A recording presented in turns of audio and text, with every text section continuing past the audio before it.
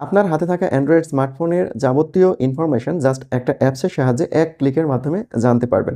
এর জন্য আপনি আপনার মোবাইল থেকে সরাসরি প্লে স্টোরে চলে যাবেন এবং প্লে স্টোরে গিয়ে সার্চ করবেন অ্যান্ড্রয়েড অ্যাসিস্ট্যান্ট। এই অ্যাপসটা আইকন দেখে অবশ্যই ইনস্টল করবেন।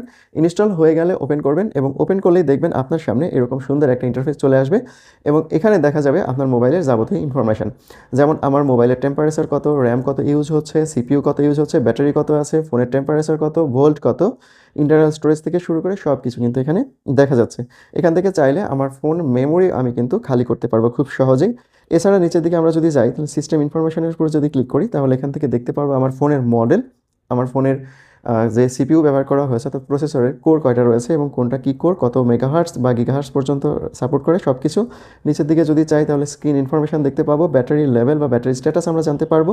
এছাড়া এই ফোনের প্রত্যেকটা ইনফরমেশন এখানে দেওয়া রয়েছে এবং কী কী সেন্সর সাপোর্ট করে না করে সব কিছু